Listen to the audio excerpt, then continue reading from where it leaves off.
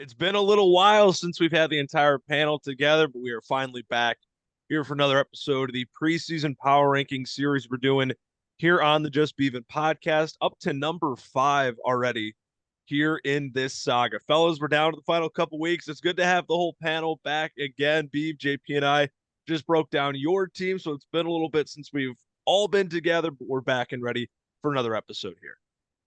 Yeah, it's exciting. We're finally into the top six teams. We're just kicking off the top five right now, but it's started to get a lot more interesting now that we're actually talking about teams who are like not only competing for a playoff spot, but hoping to walk away with the belt come December. Championship Right, aspirations, right, Beav? right, and that's what I was about to get into. I was saying before the show started. I think this is the most teams we've had actually going for a championship since we've had the expansion draft. It's going to be a fun year. Um, Obviously, there's a couple teams that don't stand a chance, but those are for rebuilding years, and their teams will come eventually. But it's going to be a fun year, boys, and I can't wait to get started as we talk up these top five teams. So I'm ready to get started. Yeah, Only got a really couple the weeks. yeah, the inaugural season I think is when everyone, well, minus Frank and others were really trying to push their chips into the middle, but this year it feels like we're getting back to that opening season vibes, and as we look at who number 5 is going to be in our preseason power rankings, it's going to be none other than Jacob Zapara, who finally got over the hump and made the playoffs for the first time in this league last season. And looking at his group, as you can see, traded his own first. JP, I want you, before we go into the positions and everything, we talk about the average age. We see it here on the screen, average age, 27 and a half years. Where does his team rank in the league age wise? His team sits 11th at one of the few teams with a true 27 plus uh, average age, and so he's certainly on the older side. Now we can just take that right into the quarterback room because it Yeah. is certainly not helped by this room. Still rostering Garoppolo, holding on to Aaron Rodgers, who I think is the oldest active player in the league. That certainly drives up the total age. Even Dak is 33 now, which is crazy to think about. Um, but I got Zip's quarterback room ranked fifth overall. I still Dude, think what that's so disrespectful of you. With Jaden Daniels in the room? I know, crazy how it worked out, isn't it? Unbelievable. Sorry, you can continue. Oh I no, I can't mean, believe it. I mean, it's sad that that's the way it came out, but I mean, it would have been number four, but considering Zip has to sit Jaden Daniels week five, I don't think I can wholeheartedly give him the fourth spot, knowing that he's going to have to bench Daniels twice this year. But no, oh my God, it's even better. Keep trade cuts got him at the QB five. Oh God, this gets even better. Anyways, so I mean, Jaden Daniels, we've seen one of the best rookie seasons of all time, and it was followed up by an injury riddled, kind of average year last year. So there's gonna be a lot of eyes on Daniels. I think the offense is still relatively bad. They lose Tunsil now for the entire year as well. The offensive line was already kind of mid, and it's not very deep, so that's gonna cause some problems. And now that he's been injured, he got injured all last year. I'm very curious to see if they're going to run him as frequently as they had been in the past now, because obviously, and then I think I saw something today that Mariota might be done for the season too. So I believe that leaves Ethan Kalagmakis as the only other quarterback on the roster at this moment in time. If someone wants to fact check me on the Mariota injury, I would I love to know. I will look that up Um, right now. Rutgers legend though, baby. Suffered yes, a yeah. sprained MCL, sidelined him for the remainder of the preseason. Oh, preseason. Okay. Well, never mind then. We're good. Anyways, when Daniels is playing good, he is easily a top five fantasy quarterback, very comparable to Hurts. I don't think Daniels is like super elite in real life, although I think his ceiling is definitely that of he can win a Super Bowl. Um, he's definitely a worse passer than Lamar, but equal, if not a better overall runner. As a fantasy asset, though, Daniels' highs are extremely high. Dak also one of the best. He plays in one of the best, if not the best, offense in the NFL. Um, his boom weeks are 35 points with five touchdowns.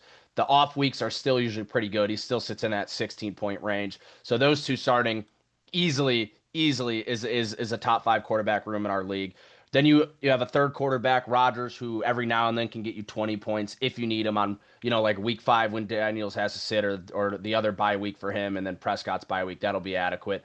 I think it's so funny that Jalen Milroe has a higher worth than Aaron Rodgers and whatever. I mean, the guy literally isn't even the starter. But QB That anyways, 37, sucks, man. dude. yeah. Anyways, so I got this quarterback room at number 5. I do like Milroe though. He still does intrigue me, but everyone else in this room outside of Rodgers is pretty irrelevant.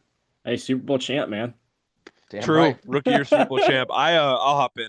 I had this room at 7, simply because, and once again, we're not going on injuries as we've talked about. Nobody's ever due for an injury. That's never going to happen. And you like the top two of Daniels and Prescott when they're both healthy. But if something were to happen, then it's Jake has been known to always carry an excessive amount of quarterbacks. Now it's not as many quarterbacks as Crook carries. We know that. But still, Jake's always been known in the league to have more quarterbacks than not have enough. I like the duo of Daniels and Prescott. It's really good. But after that, there's a pretty steep decline. And for Daniels, as you said, JP, health is wealth. He's got to stay on the field. If he stays on the field, this is definitely, without a doubt on a consistent level, a top 5 quarterback room in the league.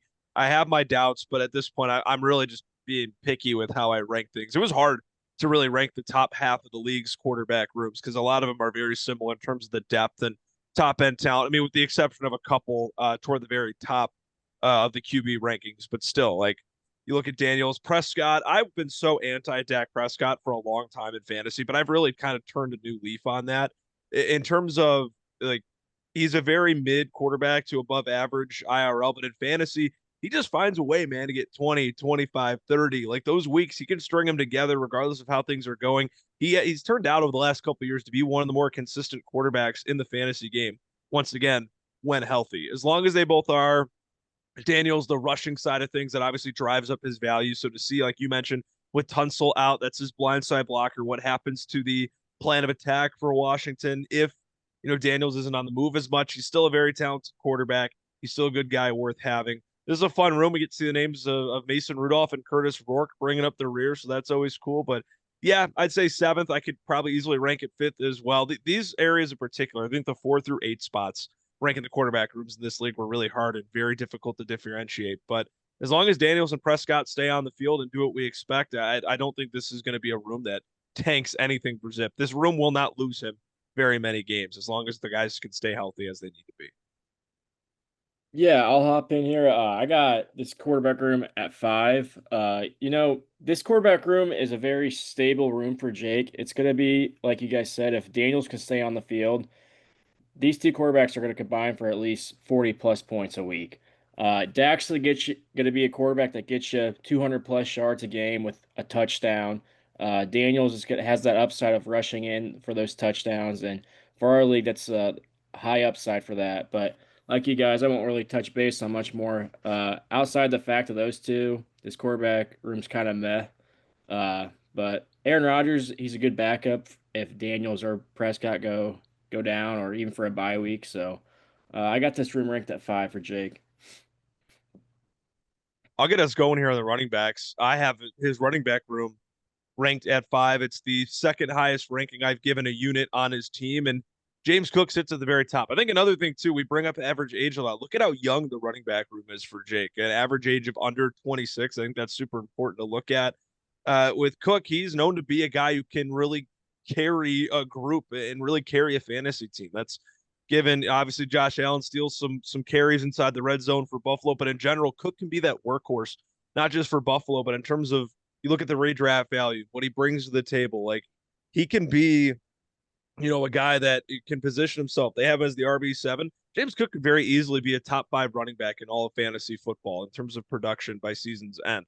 Now, could he very easily be outside the top 10 as well? Sure, but he has the potential in the ceiling. And I think that's what we look at in situations like this. Kyron Williams, he's really had that room locked down with Los Angeles, and guys like Blake Corum are right around him, but he's still the primary back. What's interesting with Jake's team is that the Bucky Irving, Rachaad White tandem in Tampa, he's had those two hand in hand forever. Obviously, Rachaad White now in Washington, so changing things up, but he still does have Sean Tucker.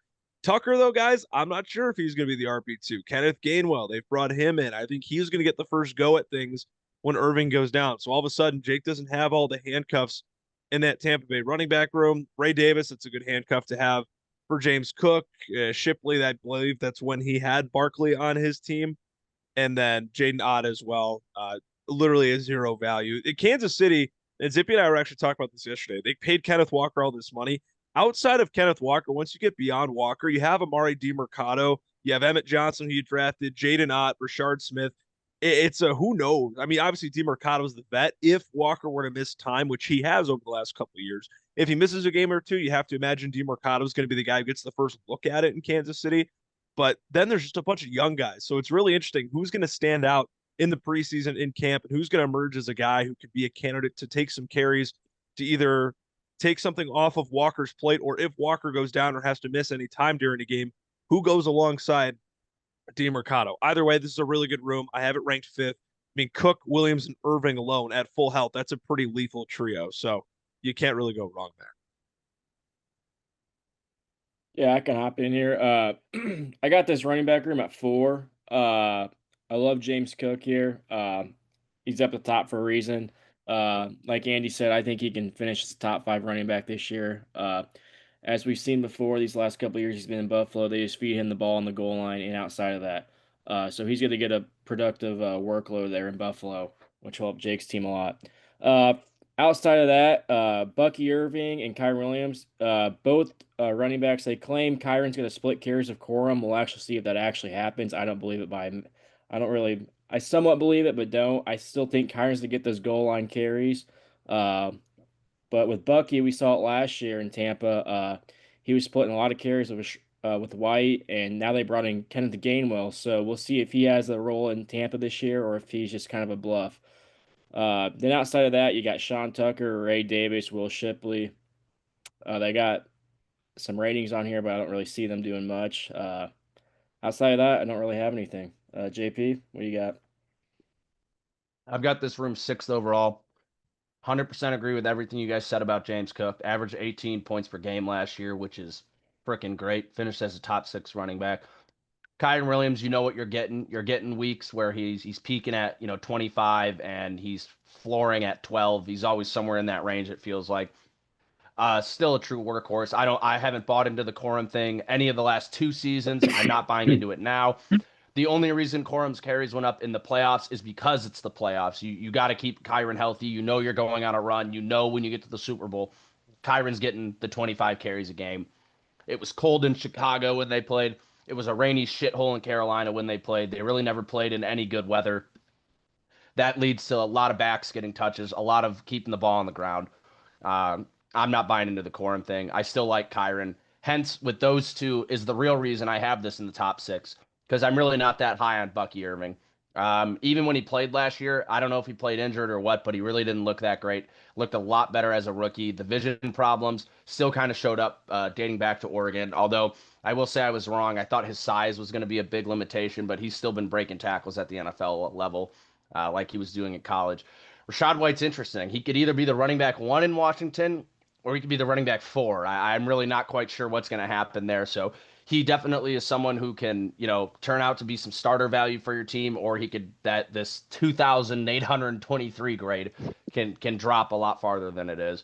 I actually disagree with you guys on the Sean Tucker thing. I think if Bucky were to go down, I think Sean Tucker is the true tailback. He would be more of the workhorse. I think Gainwell would still get his 9 to 10 touches, but I think Tucker would be the guy who's getting most of the, between the tackles kind of running. So I think there's still some good handcuff value there. And then Davis Ship. You think Gainwell will be that third down back then? Well, I think his role is just kind of the same as it's always been. He'll get like 7 carries max, and then he'll be catching passes. Right. But I think Tucker will be, the true between the tackles kind of guy. Fair enough, yeah. And then Davis, Shipley, not. Davis is a good handcuff. He doesn't own Saquon anymore, so Shipley pretty much has no value. He's just holding on to him because he's a Clemson fan. And yeah, I mean, Jade Knott's pretty much useless. So I've got this room. Yeah, I agree with Keep Trade Cut. I got this room at 6. Do you guys think obviously there's trouble in paradise of sorts if Cook or Williams misses time, but is it one of those things that can Zippy get around that, or if he has to deploy Irving as an RB2 in this scenario, is that something that seriously hinders his stock in this league long term this year, or do you think he can get by without it? I think he can. I personally think he can get by without it. Now, obviously, you don't prefer anything when it No. comes to injuries, but you prefer that if one of them were to get hurt, it's Williams rather than Cook. I think Cook's a league winner kind of guy, and Williams is a floor raising kind of guy. I think Irving could definitely step in if he goes back to that rookie type of season. I think, maybe if the quorum split does happen, we're looking at Bucky as Jake's true RB2 rather than Williams. So I don't think Irving hinders the championship aspirations at all. I'm sure there'll be some weeks that Irving is starting in the flex. So. No, I agree with everything JP said. It would be a bummer if Cook went down, but um, other than that, I think Irving could step in. I also think Rashad White could step in because I do think, like JP mentioned, I think he does have a good chance of being the RB1 in Washington. So I think Jake will be fine here if one of his top RBs go down. Yeah, as JB said, not preferred obviously, but injuries we've experienced them firsthand in the history of this league. They're very much a part of the game, and how do you adapt and get around that is always huge. Beav, we'll let you start here with the receivers, and for Zippy, another unit that's led at the top by plenty of young guys. Yeah, as a Bears fan, I think it's crazy that's Rome's in front of AJ Brown. That's bonkers. Especially Garrett Wilson as well. I think that is absolutely bonkers. I think AJ Brown's the best receiver in this receiver room. I got this at 3, and I would also say T. Higgins is better than Garrett Wilson and Rome Odunze. Uh, I like this receiver room a lot. Jake's got a lot of depth at receiver, which I like. He can play around with it, but then this is another thing that's gonna what hurts Jake sometimes. We've seen it before. I mean, you got so many guys that you love in this room, you don't know who to play every week.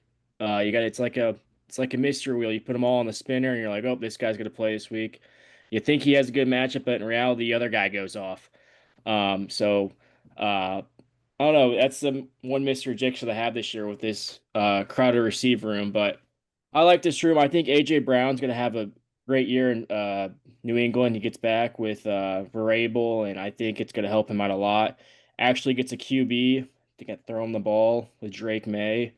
Then you got a Dunze back in Chicago. I think he does have a better year this year. Hopefully, he can stay healthy and be on the field. I don't think he'll be the number one threat in this offense, but I think he'll show some sparks. Then you got Garrett Wilson and T. Higgins. I really like T. Higgins. I don't know. I've always been a T. Higgins fan. He's in the explosive offense, so he's going to get Jake 10 to 15 points every week, if not more. We've seen him explode, just like Chase. It's kind of just hit or miss with him, but he's a great receiver. And then you got Michael Pittman. It'll be interesting to see what Michael Pittman does in Pittsburgh. I love Michael Pittman, but like as we see in that Pittsburgh offense, it's going to be very slow in my opinion this year, and they're going to be a team that averages about 17 to 20 points, not very high effective offense. So I don't know if that's going to make Pittman struggle in the fantasy realm, or if that's just going to mean Pittman gets 5 catches and a touchdown every 3 weeks. I don't know what to expect from him. But then you look at Isaiah Bond, Brandon Ayuk, Kendrick Bourne. I don't see much from them doing any work for Jake this year. But real quick before I hand it off to JP, I want to mention about Jameson Williams. Um, I don't know what to expect from either. We saw him. We had him have spark weeks where he'd have 31 points, then he'd have 5 points. I want to ask you guys this: Is he more of? Do you think he's just more of a go deep and he catches the ball for 80 yards and then that's his fantasy realm, or do you think he's a guy that can get Jake 9 receptions and a touchdown and be perfectly fine? What do you guys think? I think he's feast or famine. He's really a boomer bust guy. I really think that's kind of, I mean, just not saying like he can't do what you just said, but I think given his track record and what we've seen, I think that, yeah, that is kind of more what we're used to out of him. He's the goal ball guy, he's the deep ball threat for Detroit. You see over the middle, you got the Sun God, you got Laporta. There are options they go to there. And yeah, Williams is just kind of that go down and get it kind of guy. Yeah, I'm gonna segue this just into my overall conversation about the wide receivers, but I'll start with Jameson Williams. I actually think there's a lot of potential for Williams to be more involved as a pass catcher, doing stuff underneath. I don't disagree. Last year it was 100% feast or famine, but that feast turned him into, I think he finished as like the wide receiver 7 or 9 or 8 or somewhere in that range. So there's obvious a lot more benefits to the feast than there is to the famine with Williams. Now, I think because he's in Jake's room, that makes him all the more valuable because Jake doesn't have to start Jameson Williams on a weekly basis if he doesn't want to. Jake can wake up with a gut feeling knowing that this is going to be a Williams week or that he's due to go off in 2 weeks or something of that nature. But I do think that there is a world where Williams does become, much more targeted, a lot more stuff underneath. I think he's got the capabilities to do that. But obviously, that's up to Drew Petzing. That's the only worry I have about that is that Drew Petzing is now the play caller in Right. Arizona, and as good as he is at designing the run game, we saw it when he took over in Arizona. The passing concepts were never the best, so that would be my biggest worry. But yeah, I mean Garrett Wilson. I think you finally get him a quarterback. I think that just this just keeps it going. I think Frank Reich was one of the, if not the worst hires in the last 3 years at the OC position. The only guy I would say is worse, and I think most people would know my answers, is Chip Kelly. I think Chip Kelly is by far the worst play caller we've ever had in NFL history. So outside of him, I think Frank Reich getting another chance is just despicable. Odunze, there's a lot of targets to go around. DJ Moore had 70 targets last year, so there's going to be a lot of that for Rome to step into, Luther to step into, Loveland to step into. I think there's going to be a lot more opportunity. It all just depend on health. AJ Brown, it's a big either he didn't look great when he played. Now, could that have been because of the horrible Eagles offense and Jalen Hurts? 100%. But AJ Brown had a drop problem. He didn't look that great when he was playing last year. So we'll see if it's just a change of scenery needed. Back with his buddy in Vrabel. Now he's got May throwing him the ball. He easily can finish as a top 8 wide receiver in fantasy. So that you love to see that. Higgins, that is my definition of feast or famine. This is really a guy who goes from 2 touchdowns and 100 yards or 4 catches for 30 yards. Right. There's no in between with Higgins. I'm low on Higgins. I can't believe they have him as the wide receiver 23. That's way too high for me. There's probably, especially in Dynasty, there's definitely more than 23 receivers I would take over Higgins. Pittman, you guys kind of mentioned it. It'll be interesting to see what happens in Pittsburgh with him. I'm not sure how that role is going to work. Plus, uh, Rodgers, his whole thing is having chemistry with his receivers. Metcalf's already been there a year. Now Pittman's coming in brand new, so we'll see how that works. I think Bond could take Judy's job by the end of the season if they cut Judy. Then Ayuk, Bourne, and Bond. I don't know what Bourne's going to do in Arizona. I can promise it won't be anything like he was doing in San Francisco last year during all those injuries. And then Ayuk and Bond. Ayuk's never going to play again, and Bond is probably never going to see the field. So I totally forgot Kendrick Bourne was in Arizona until I was watching that preseason game and he made that catch over, and I was like, oh, that's right. They have Kendrick Bourne. What did you say you had the room ranked as, JP? Oh yeah, sorry, I definitely did not say, but I have this room at number 5. Okay. I have the room at 7. A lot of things you guys said, I'm not going to repeat and re-go over things. I mean, we all know where all roads lead to. They all lead to Rome. I'm going to be spamming that all year. I love that bit. I think it's great. But no, Odunze, it'll be interesting, man. I mean, clearly before the injury last year, we saw an unreal version of him, and he truly was never himself. Clearly was playing through the injury at the end of the season last year, was not 100% healthy. So I think the beginning this year, and especially too with Burden coming off the groin injury, he should be good to go week 1, but we're not 100% sure. So, and as you mentioned too, with DJ Moore being gone and Chicago not really bringing in anyone because they didn't really need to bring in anyone to replace him. They already have the pass catchers of Loveland, Burden, Odunze. There were already so many mouths to feed with DJ Moore. Without him, if anything, it just opens up and gives more of a target share to the guys who deserve to have an opportunity to take that next step. AJ Brown just needed to get out of Philly. And we all know that. I think this is as good of a situation for Brown just being anywhere else. He's got a guy like Drake May throwing him the football. I really like him for a bounce back, for a resurgence, seeing more of a consistent version of him that we've seen from earlier parts of his career. I think we've all loved Garrett Wilson as a prospect for a very long time. As you said, though, JP, he never really has had a solid quarterback throwing him the football his entire time in the National Football League. He's going to get that opportunity here with Geno Smith. Now, we're not saying Geno Smith is the next coming of Christ or anything, but it's a guy who can find him and give him the football. And that's what really matters most and is super important. Williams and Higgins, they kind of get thrown into the same boat. I think if we're going back to our conversation of the whole feast or famine thing, if I was asked to pick a guy to start on any given week, I would start Jameson Williams over T. Higgins. I don't think that's a crazy thing to say because the lows for Higgins can just be oh so low. We've seen that in our time as a league. Pittman in Pittsburgh is going to be interesting, and they drafted Jeremy Bernard there as well, a guy who they took in the second round, another young promising receiver. It's very reminiscent of what we saw with Emeka Egbuka last year out in Tampa Bay, already having two veterans in Evans and Godwin there, and Egbuka comes in as the rookie. We see that here in Pittsburgh as well in this go around with Metcalf and Pittman. It's interesting, man. We'll see. I don't really know, and as you mentioned, the bottom guys aren't really worth talking about. But yeah, 7 is where I have listed here for the receivers. JP, I'll let you get going here on the tight ends. Yeah, I got this tight end room ranked at 3. It would probably no, it definitely wouldn't be higher. The two rooms above them are just better.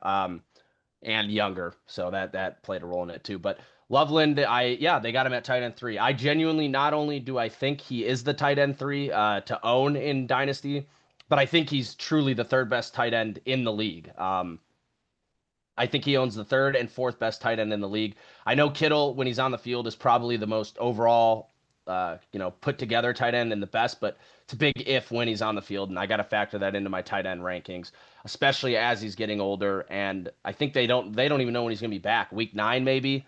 So I'm really not sure what's going on with Kittle, but Loveland is just unreal. He was an unreal prospect to grade. Anyone who had Warren over him was talking out of their ass.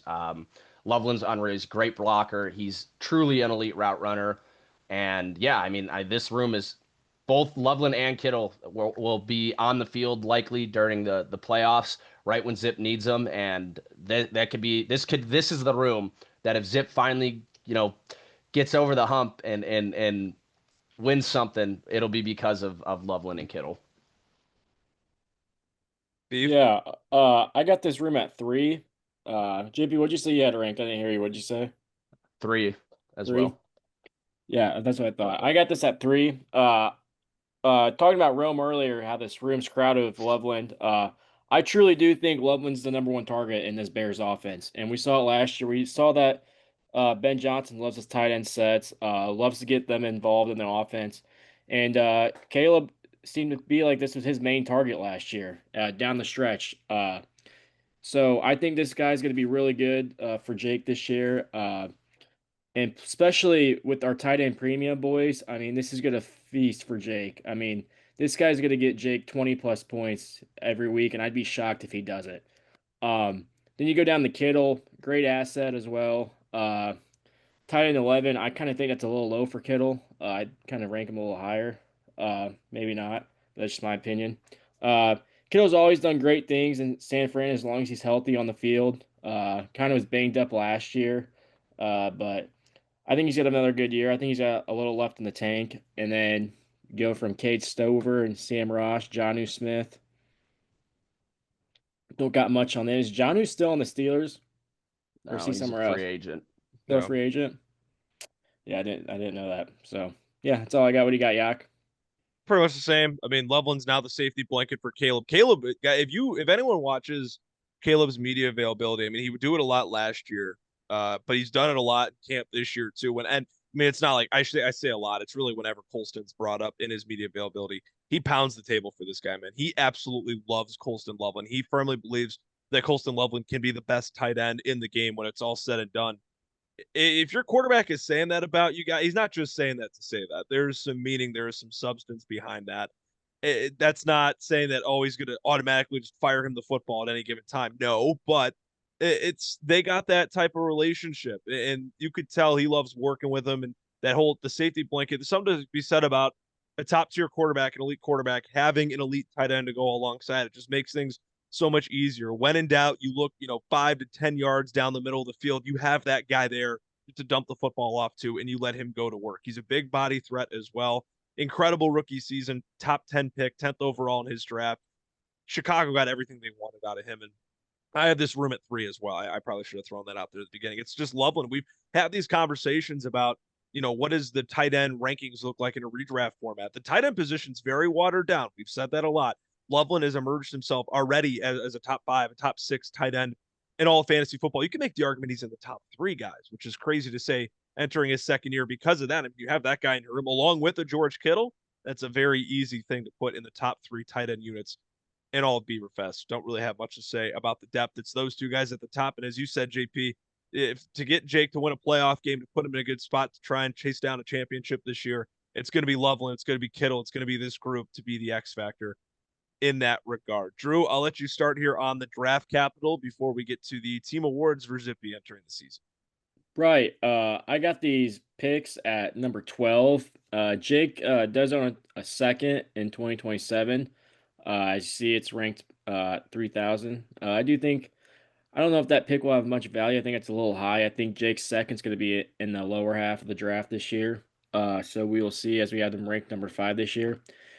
Then you see Jake is getting all his picks back for 2028 and 2029. So that'll help him a lot.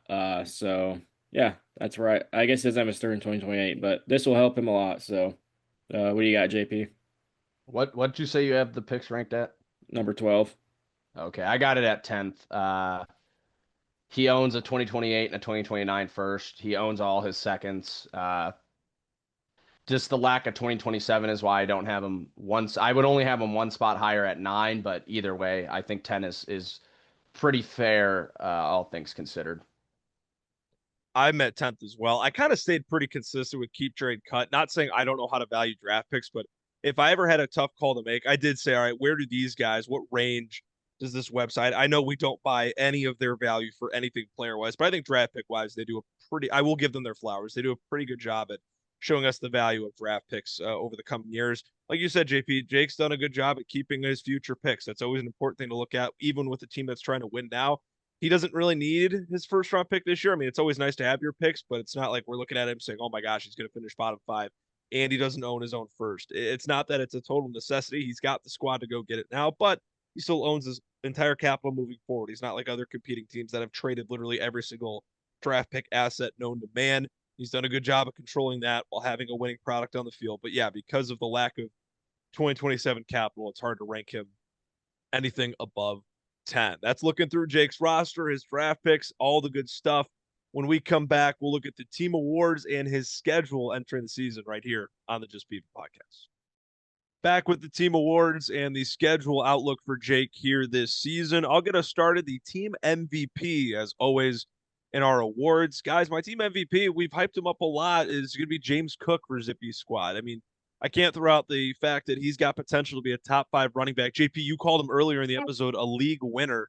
We can't say all these things about this guy, not have him be at least, now, if not the MVP, he's got to be in consideration for Jake's squad. There's definitely multiple guys you could give this award out to. I just feel more comfortable giving it out to Cook than anyone else in the receiver room. We know what Buffalo's offense is capable of. Year 1 with Joe Brady now as the head coach.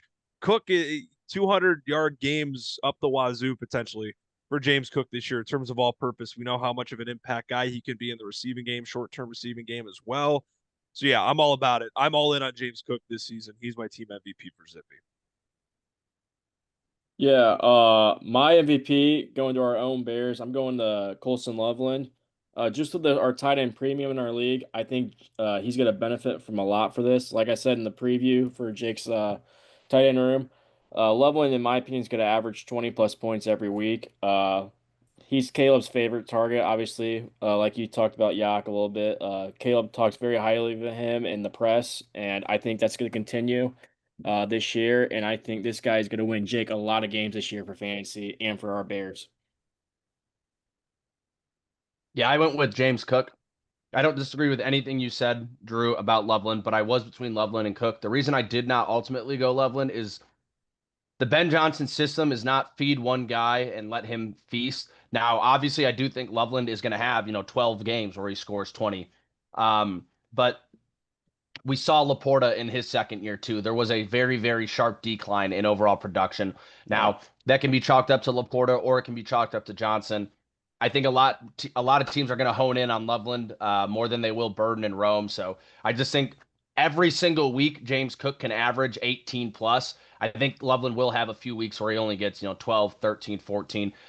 So just with the discrepancy there, I felt more comfortable giving it to Cook for everything that Andy stated and I alluded to during the running back portion. JP, who's your breakout for Zippy's team?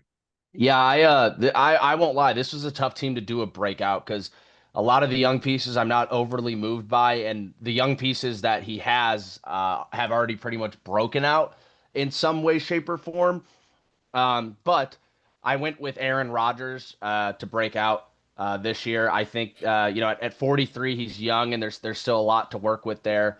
And so for the same reasons Drew stated about Kirk Cousins, I think that Aaron Rodgers is going to break out. No, I actually went with Garrett Wilson. I think Garrett Wilson is getting ready. I think he's going to take that jump from everyone we consider Wilson to be, a good wide receiver. I think this year he's going to make the jump. 1,300 yards. We're talking about a guy who truly can shoulder the Jets offense on his back, and I think them bringing in all those extra weapons is going to further that. I think this is going to help Wilson rather than hurt him. And so I don't know what the fantasy numbers will look like in terms of targets, but I think in terms of yards, we're looking at like when CD Lamb broke out for 1,400 yards. I think Wilson will be right up in that range, and I think he's going to be the breakout for this team. Nice. Okay. Well, my breakout is going to be Rashad White. I think he is going to be the RB1 by week 4. I think that's going to be solidified by then. I think he beats out Bill, and I think he's going to be that RB1, like I just said, in show production. I think there's going to be big things in the tank for Rashad White. I don't think he's going to be a workhorse, but I do think he's going to get 15 plus carries a game, around there, and I think he'll find the end zone a couple times. Uh, I'm going to say he gets about 8 touchdowns this year, and I think he's going to surprise some people this year. I went with Yak, what do you Colston got? Loveland. Uh, Kind of tough, obviously, because he already broke out as a rookie. He had an insane year, but I think by breakout, I mean having the ability to be a firm top 3 tight end in fantasy, like establish himself as that guy that Caleb Williams has been raved about in his press conferences at the end of the year last year, as postseason media availability when the year came to an end last season. A lot of talk about Loveland. Whenever he's had the chance to talk about Loveland this year, it's a lot of what I mentioned during the tight end segment. I think Loveland, after having a great rookie year, I think he can break out and take his game to a step even further. Beeve, your X factor for this squad is who? I got Garrett Wilson. This is going to be the first time he's had a serviceable quarterback in Geno. Yes, people think Geno's not good. I think he's serviceable. I think this is the best QB Garrett Wilson has ever had. Yes, he did have Aaron Rodgers, but once again, he was hurt. So he never really played in a Gents uniform.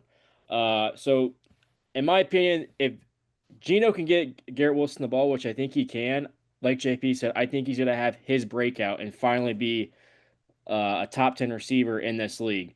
So I am thinking of good things for Garrett Wilson this year if Geno can give him the ball. And I think he's going to be that X factor for Jake and make his team the best. What do you got, JP? Um, my X factor is George Kittle. At age 33, coming off an Achilles injury, which we have seen multiple times, guys do not come back. It's like the way people used to talk about ACLs is now the way we talk about Achilles. It's a hard injury to come back from. It happens a lot in the NBA, and we see the guys come back and they're never quite the same, especially in the NBA.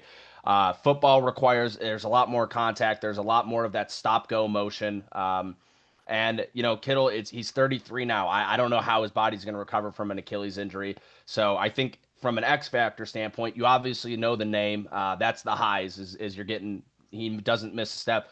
The lows is he comes back and he's having trouble separating. They're really just focusing on using him as a blocker, and I think that's certainly possible. So I think I kind of alluded to it during the tight end segment, but a big reason Zip will either, make a run at a championship or lose in the first round will be because of the tight end room. And I think George Kittle will be a big part of either one of those outcomes. I was between two. I went with Roma Dunze and Jaden Daniels, both from an injury standpoint of how are they gonna return from their respective injuries. We talked a lot about the quarterback section of Daniels and Prescott's a nice duo, but if something happens to one of them, if they don't perform the way that they have the ability to, things could slip pretty quickly in that spot for Zippy and for Odunze. He can be an X factor for this team because, as we mentioned, look at how he was before he went down last year. He was emerging as a breakout guy, breakout candidate in his own right a season ago until he got hurt. He wasn't the same after the injury. How are those two guys going to respond to the injuries and working their way back? And what are they going to look like from the jump this season? What's the immediate impact going to look like for this team? I think that's a big reason why, for me, it was tough to decide between Odunze and Daniels for me. Those are the two in that spot. And I'm just going to give them both the shine. here as the X factor. I'll get us going here with the disappointment, and then we can go to Beav. My disappointment here for Zippy's team is going to be Michael Pittman. We've said it time and time again with got receivers who have changed hands. I was never really a huge Pittman guy in Indy, anyways, and now it's a whole weird thing out in Pittsburgh with Metcalf and Jeremy Bernard, and there are quite a few skill guys for Aaron Rodgers, and JPU hit it on the head perfectly, saying that Rodgers prefers to have and likes to have the chemistry. Him and Metcalf have already worked together for a year, and in this regard, what if Bernard immediately takes a step and Rodgers likes throwing him the football more? What does that mean for Pittman and his value? It's a weird spot. I don't really care to have, Pittsburgh as a destination for these guys anyways. And it's still not. I've never been a huge Pittman guy anyways. And the spot that he's in right now is not one of my favorite landing choices. So yeah, for me, he's going to disappoint this year if I had to pick someone. Yeah, my disappointment also is Michael Pittman. Kind of like you said, Yak, and like I kind of touched on earlier. I just don't know what his role is going to be. Like we said earlier, they drafted Bernard too, so I don't really know what his role is. And like I mentioned, that Steelers offense is going to be a slow offense in this league. Uh, so I don't really know what to expect from him. Now, am I saying Michael Pittman's bad? Absolutely not. But for his role in this new offense, I don't think we're going to see the production he was doing in Indianapolis. I think he's going to take a major setback and disappoint a lot of people this year. I went with Bucky Irving. I'm not that high on him as it is. I think they obviously bring in Gainwell. They keep Tucker around. Bucky's injured all the time. It just makes it hard to trust in him. And then when he's on the field, I'm already kind of relatively low on the Buccaneers. I think they're going to be losing a lot of games and have to throw a lot. I think that'll kind of cut Irving out of the offense in later scripts. And so, yeah, I went with Bucky as my disappointment.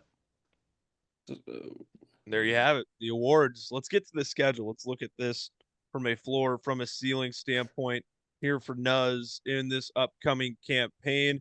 JP, I'll let you start. Yeah, I think this is a good time to mention that Zip, I had you at number 2 in my power ranking. So I wholeheartedly believe in your team this year to go and win a championship. I got your ceiling at 12-2, and I have your floor at 10-4. I think we're looking at an 11-3 season from you. I think we're looking at a potential 1 seed coming out of your division here. And yeah, I mean, I love your team. I think the ceiling is very high. I think a first round exit in the playoffs would be a major, major disappointment for you. You should be playing for money, whether it's first, second, or third. So I think that's what we're looking at. Beav? Yeah, little looking at the schedule, pretty easy. Like JP kind of mentioned, I got Jake's floor at uh probably 9-5, 10-4, and then a ceiling 12-2. Let's run through this. I'm gonna say takes an L to me week 1. Then week 2, 3, and 4, I think he gets the dub, so 3-1. Throw in week 5 as well, 4-1. Week 6 gets a dub. We'll say he loses to Andy. Let's see here. 5-2 gets a dub against Ty. 6-2 win week 9. Week 10, Jesus, cupcake schedule, Jesus. Yeah, I mean, he splits of me, wins against Crook. I mean, yeah, I mean, outside of myself, JP, and Yak and Boyer, I mean, he's got free wins all across the board. So if this team doesn't make it in the playoffs and he's not a 1 or 2 seed, I'd be very shocked, boys. What do you think, Yak? Yeah, I have his ceiling at 11 or 12 wins. The floor is 9. The schedule alone, it's not even just between the team and what we've seen. He's got a favorable schedule. The strength of schedule not super strong, which should help. But as we've learned, you lose a game or two, you either don't expect to or you probably shouldn't lose. So predicting 12 wins is always super hard, and we try to refrain from that because a lot of things, not injury wise, bye week wise, a lot of things need to go your way, regardless of how good your team is. I mean, JP, I'm sure you can attest. I can too. We've lost games in the past years where it's like probably shouldn't have lost that one, but it's just kind of how the cookie crumbles. Yeah, but 11 or 12 wins at the ceiling, I think is a really good spot to put Jake in here. Even though he's in at number 5, we're going based on rosters. The schedule definitely helps. So like he will has a very good chance to finish ahead of 5 in terms of the end of the season and where we look at from there. And yeah, 9 wins as the floor. It's the best we've had so far, without a doubt. Drew, before we go, any matchups here excite you for Zippy in this season? Yeah, I'm not being biased, but I'm actually excited for our doubleheader. I do think we split. I think that'll be a great test for my team and Zip's team. I do want to look at North and South week against the reigning champ, Mr. Hunley. I think that'll be a fun week as well. I think week 3 and 4 will be fun for Jake. Outside of that, I don't really see a whole lot from this schedule. Nothing against his schedule. I mean, we've all had favorable schedules before in this league, and it happens. Just wasn't our turn. But it'll be interesting. But yeah, the matchups I like are week 3 and 4 and our doubleheader. Alrighty, there you have it. Things looking bright potentially for I Nuz. sorry, Oh, I want to add one more thing. I think week 4 and week 13 are going to decide this division. He plays Boyer twice. Those tiebreakers will be huge, and especially playing um, Boyer and one of those final weeks of division play, I think is going to be huge for playoff seeding. yeah, like we said, could be a fun year for Jake in terms of the schedule and the roster. Seems like things are being placed together in the way that we should be. Thank you so much for tuning in here to this episode of the Just Beavin podcast, number 5 already in our preseason power rankings. Hard to believe we're this far along in the series. Make sure to stay tuned. Next Tuesday, we'll be back with number 4 here in this series.